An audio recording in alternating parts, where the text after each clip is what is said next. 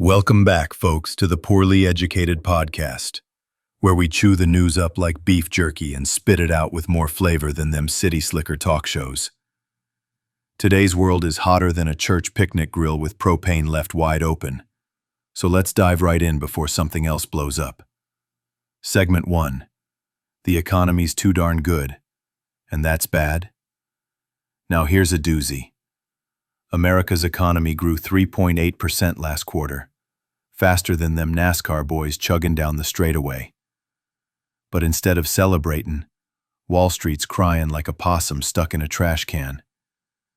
See, the better the economy does, the more the Federal Reserve says, well, maybe we ain't gonna cut them interest rates. And investors panic 'cause they're hooked on cheap money like my cousin Ricky is hooked on Mountain Dew. You ever see a grown man cry 'cause his stock portfolio dipped after record growth? Looks like a toddler who dropped his ice cream cone on hot asphalt. Imagine explaining to your grandpa, "Yeah, Pawpaw, the economy's strong. People got jobs. Factories are humming. And that's why I lost 10 grand. Pawpaw'd smack you with his John Deere hat. And of course, tech stocks are the biggest crybabies. Nvidia, Alphabet, Broadcom, all tanking like my uncle's bass boat with a hole in it. Maybe the real issue is we've built an economy on hoping Daddy Fed gives us a bedtime story and a cookie every night. Good news is bad news is good news, and nobody knows what to root for anymore. If this keeps up, Vegas odds on economic reports will be bigger than the Super Bowl. Segment 2. Trump tariffs. Everything but the kitchen sink. Wait. Nope. Kitchen cabinets too. Y'all. Trump went full yard sale on tariffs again. Pharmaceuticals, 100% tariff. Kitchen cabinets, 50%. Upholstered furniture, 30%. Heavy trucks, 25%. Basically, if it can cure you, store your forks, hold your butt, or haul your hay, it's about to cost double. Now he's calling it national security. Yeah, apparently grandma's blood pressure medicine is a threat to America. If she don't get her pills, she might storm the Capitol herself. The kicker? India's stock market done fainted like Aunt Patty at a monster truck rally. India makes a ton of them cheap generics, so this tariff hits them square in the curry. Meanwhile, American hospitals are like, cool, so life-saving meds now cost more than a used Ford F-150. And you just know Walmart's gonna slap rollback stickers on them cabinets that ain't rolling back a darn thing. My trailer ain't getting new cupboards. I'll just keep my canned beans stacked in milk crates, thank you very much. Segment 3. TikTok yanked out of China's hands. Big news in teen dancin' land. TikTok got forced into American hands, with Oracle and Larry Ellison sitting at the top like it's prom king and queen. They're bragging how US data's now stored in America. Algorithms under American control. So them Chinese overlords can't brainwash us with videos of raccoons washing cotton candy. But let's be honest. Teenagers already brainwashed. They don't need Beijing to tell them to glue rhinestones to their eyebrows and do dances in parking lots. I love the part where Oracle, a company I thought was just where you call tech support and get a headache, now runs the biggest social media crackpipe of Gen Z. Imagine explaining that to aliens. Yes, we saved democracy by giving Larry Ellison control of the renegade dance. This ain't national security. This is national babysitting. Segment 4. Dallas ICE facility shooting. Domestic terror label. On a heavier note, we got tragedy in Texas. Some fella named Joshua John shot up an ICE facility in Dallas, leaving notes saying ICE was human trafficking. Now authorities calling it domestic terrorism. It's awful all around. What makes it worse is politicians using it to scream at each other. The right says, abolish ICE, chance, caused this. The left says ICE policies caused it. And somewhere in the middle are folks who just want to know why our debates always end in gunfire these days.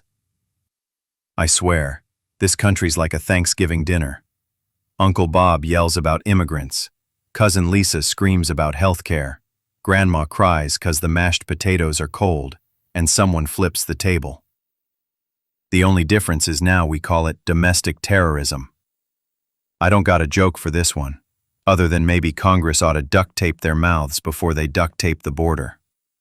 Segment 5. Storm Opong smacks the Philippines. Meanwhile, over yonder in the Pacific, the Philippines got walloped by Storm Opong, 15th dang storm this year.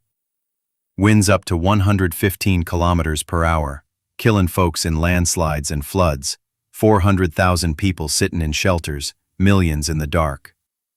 Ports shut down, 5,500 people stranded, crops wiped out. They're measuring damage in billions of pesos. And this storm's still heading toward Vietnam like a drunk uncle looking for the next bar. Now, I've been through Tornado Alley. I've seen a trampoline fly 3 counties over, but this is next level. Imagine surviving Storm Mirasol, then Storm Nando, then here comes Opong like the third shift at Waffle House. Unwanted, underdressed, and wrecking your night. God bless them folks. Makes me grateful the only storm I got this week was my cousin borrowing my truck and returning it with a busted tailgate. Segment 7. Space crime scene.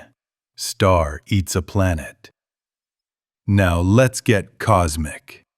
NASA's Hubble telescope spotted a white dwarf star chowing down on a frozen planet like a drunk raccoon eating freezer pops.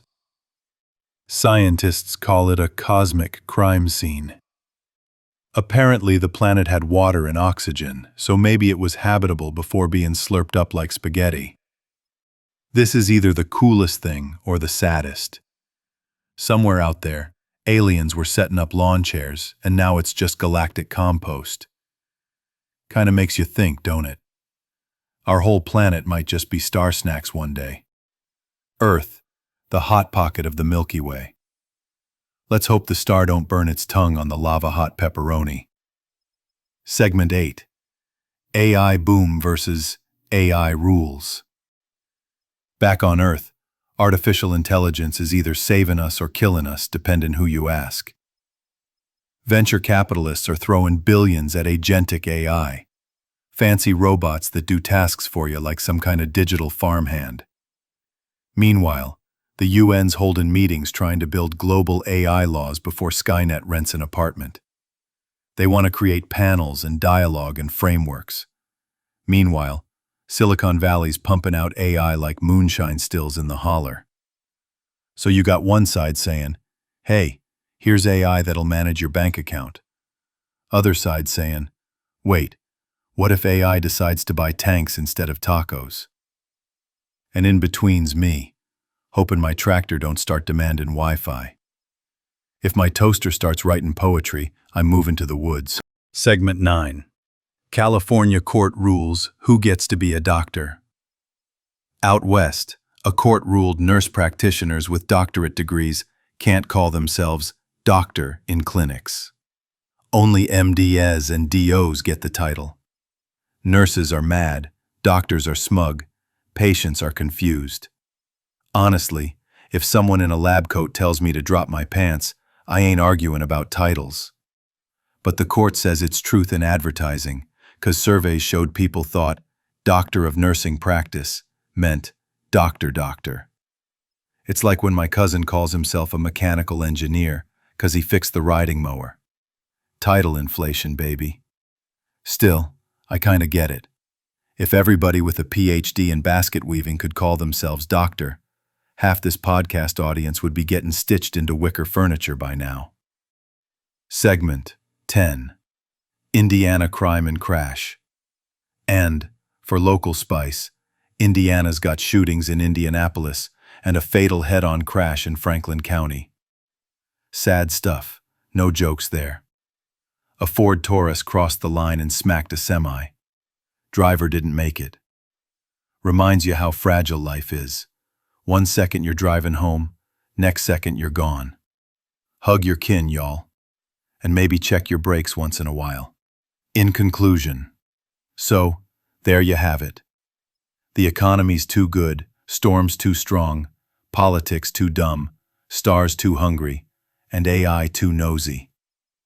Meanwhile, cabinets and pills are getting taxed to death, TikTok's doing line dances under Oracle's watchful eye, and somewhere in Indiana, folks are just trying to survive Friday night. It's a circus, folks, and the clowns are running the show. Tune in next time when I explain why my neighbor thinks the cure for inflation is raising more goats. Spoiler, it involves cheese.